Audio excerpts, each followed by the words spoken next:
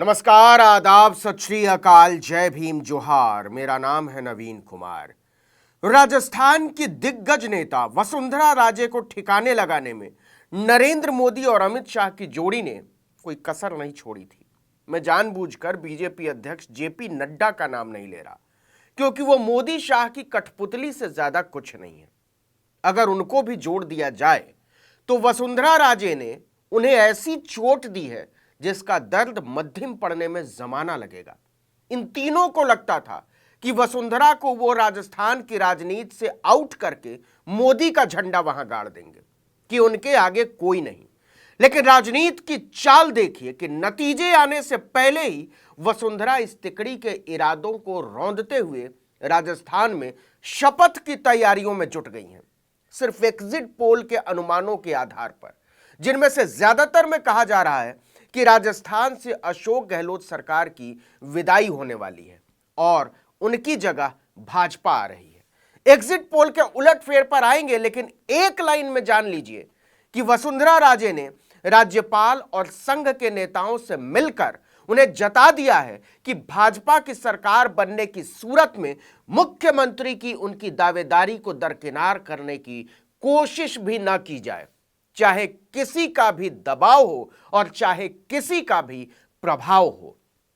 आपको बता दें कि विधानसभा चुनाव के नतीजों से पहले कांग्रेस और बीजेपी दोनों दलों में सियासी सरगर्मियां बढ़ गई हैं।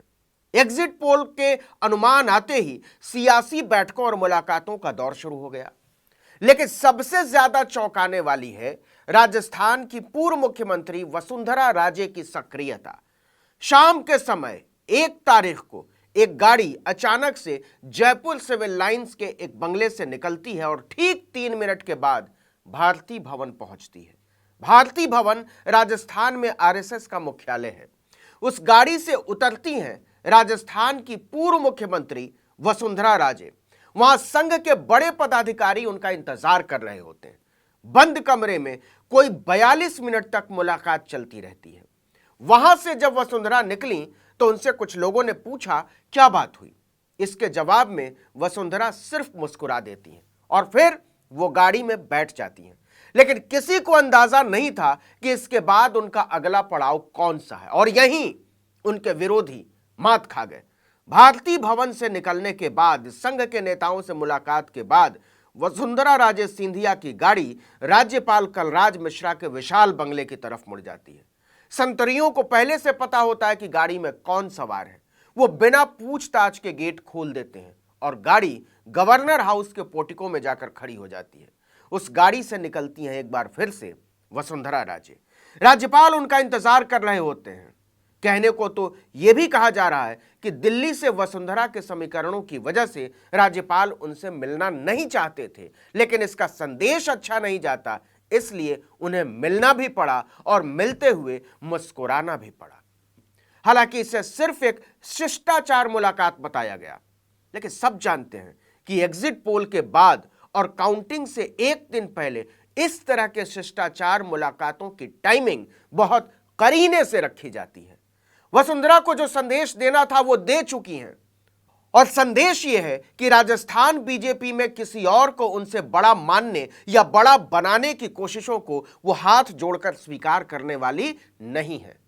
यही वजह है कि जयपुर में गवर्नर हाउस से वसुंधरा राजे की गाड़ी निकली और दिल्ली के 6A दीनदयाल उपाध्याय मार्ग पर एक लाल रंग की इमारत में खलबली मच गई। यह इमारत भाजपा का मुख्यालय है। दरअसल नतीजों से पहले वसुंधरा राजे की इस सक्रियता के मायने निकाले जा रहे हैं। आपको पता ही होगा कि बीजेपी ने इस बार सीएम का चेहरा राजस्थान में घोषित नहीं किया था। सिर्फ मोदी का चेहरा और मोदी का ही नाम, बैनर, पोस्टर सब जगह। कहा तो यह भी जा रहा था कि वसुंधरा को पार्टी टिकट भी नहीं देने जा रही।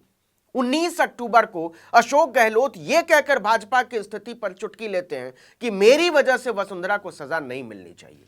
अगर ऐसा होता है तो यह उनके साथ अन्याय होगा। इसके पहले गहलोत ने वसुंधरा के गढ़ धौलपुर में मई के महीने में कहा था कि 2020 में कांग्रेस विधायकों के विद्रोह से उनकी सरकार इसलिए बच गई क्योंकि पूर्व मुख्यमंत्री वसुंधरा राजे और कैलाश मेघवाल ने धन बल के जरिए उनकी सरकार को गिराने की साजिश का समर्थन नहीं किया था। इससे संदेश यह गया कि राजस्थान में जो गहलोत की सरकार को गिराने की कोशिश की वो मोदी शाह की अनैतिकता का नमूना थी और वसुंधरा राजे ने इसमें उनका साथ नहीं दिया। इसके बाद से दिल्ली से वसुंधरा की दूरी बहुत ज्यादा बढ़ गई, लेकिन यह दूरी जुलाई के महीने में तब और बढ़ गई जब विधानसभा चुनाव की तरफ बढ़ते हुए राजस्थान के दिग्गज नेता को पार्टी के 13 राष्ट्रीय उपाध्यक्षों में से एक बनाकर दिल्ली रिपोर्ट करने को कहा गया। इसका सीधा मतलब यह था कि वसुंधरा संगठन का काम देखेंगी। इसका मतलब यह भी हुआ कि वो मुख्यमंत्री का चेहरा नहीं होंगी, यह तय हो गया। इसे वसुंधरा राजे ने अपनी बेइज्जती की तरह लिया और कभी भी दिल्ली मुख्यालय को रिपोर्ट नहीं किया। दरअसल पार्टी ने वसुंधरा को बेइज्जत करने में कोई कसर नहीं छोड़ी। आपको याद हो तो राजस्थान की 200 सीटों पर विधानसभा चुनाव के ऐलान के पहले भाजपा ने पूरे प्रदेश में परिवर्तन यात्रा निकाली थी। 4 दिशाओं से निकाली इस यात्रा में सभी सीटें शामिल की गई थी। इस यात्रा की शुरुआत जेपी नड्डा ने की थी। इसमें प्रदेश अध्यक्ष सीपी जोशी थे, नेता प्रतिपक्ष राजेंद्र राठौड़ शामिल हुए, पूर्व अध्यक्ष सतीश पुनिया शामिल हुए, वो भी मुख्यमंत्री के दावेदार बताए गए। केंद्रीय मंत्री गजेंद्र सिंह शेखावत हुए, कहते हैं उन्हीं के नेतृत्व में बगावत हुई थी कांग्रेस में। अर्जुन राम मेघवाल सहित अन्य नेता तो खूब नजर आए, लेकिन वसुंधरा राजे ने दूरी बनाकर रखी, न के बराबर देखी। नतीजा यह हुआ कि अमित शाह, राजनाथ सिंह, नितिन गडकरी और अंतिम दिन प्रधानमंत्री नरेंद्र मोदी की मौजूदगी के बावजूद इसका रंग नहीं चढ़ा। यह सीधे सीधे मोदी शाह को वसुंधरा की चुनौती की तरह थी, अपनी ताकत का एहसास दिलाना कि हमारे सामने आप राजस्थान में कुछ नहीं है। खैर, उधर गहलोत ने वसुंधरा का नाम लिया और इसके अगले ही दिन भाजपा ने दूसरी सूची जारी की। इस सूची में न केवल वसुंधरा का नाम होता है बल्कि उनके 15 समर्थकों को भी टिकट दिया गया और इसके बाद हर सूची में वसुंधरा की इच्छाओं का ध्यान रखा गया। इसे नाराज वसुंधरा के आगे मोदी शाह के आत्मसमर्पण की तरह देखा गया। इसी के बाद से वसुंधरा फुल फॉर्म में आ जाती हैं। पार्टी की हर बैठक में वसुंधरा फ्रंट से लीड करती नजर आई। पार्टी ने उन्हें अपना चेहरा तो नहीं बनाया, लेकिन वसुंधरा अपने पुराने रंग में लौटती जरूर नजर आई। उन्होंने सबसे ज्यादा 60 सभाओं को संबोधित किया और यह वो इसलिए नहीं कर रही थी कि उनकी मेहनत पर किसी कठपुतली को राज्य का मुख्यमंत्री बना दिया जाए। संघ के नेताओं और राज्यपाल से मुलाकात करके उन्होंने मोदी शाह को यही संदेश भेजा है कि राजस्थान में उन्हें छेड़ने के बारे में सोचिएगा भी मत। लेकिन यह तो तब होगा जब राजस्थान में बीजेपी को बहुमत मिलेगा। तो क्या ऐसा होने जा रहा है? इसके लिए एग्जिट पोल के अनुमानों की तरफ एक बार फिर से जरा ठीक से नजर डालना होगा। आपकी स्क्रीन पर 8 एग्जिट पोल के अनुमान हैं। इनमें से 5 में बीजेपी को बढ़त दिखाई गई है। टाइम्स नाउ ने 118 सीट दी है बीजेपी को, कांग्रेस को 64, लगभग आधा दूना। एबीपी ने भाजपा को 104 सीट दी है, कांग्रेस को 84। टीवी 9 ने 105 85, रिपब्लिक ने 122 70 और दैनिक भास्कर ने 102 90। टाइम्स नाउ ने तो बीजेपी को 54 सीटों की बढ़त दी है और रिपब्लिक टीवी ने 52 सीटों की। लेकिन दूसरी तरफ न्यूज 24 टुडेज चाणक्य ने कांग्रेस को 12 सीटों से आगे दिखाया है और इंडिया टुडे ने 6 सीटों से। लेकिन अगर पोल्स ऑफ पोल की बात करें, यानी इन सारे पूर्वानुमानों का औसत निकालें, तो कांग्रेस को सिर्फ 86 सीटें मिलती नजर आ रही हैं और भाजपा को 102, यानी स्पष्ट बहुमत। और यही आंकड़ा वसुंधरा राजे के आत्मविश्वास का आधार है। लेकिन इससे आगे का सवाल यह है कि मोदी शाह वसुंधरा के इस आत्मविश्वास को गले लगाएंगे या फिर इसे फंदा समझकर उतार फेंकेंगे। इस वीडियो में इतना ही, लेकिन अगर आपने आर्टिकल 19 इंडिया को अब तक सब्सक्राइब नहीं किया तो फौरन कीजिए, बेल आइकॉन दबाइए, घंटी जैसी आकृति, लाइक कीजिए और कमेंट करके बताइए हमारा वीडियो आपको कैसा लगा।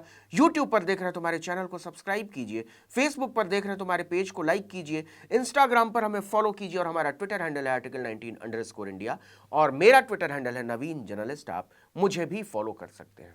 नमस्कार।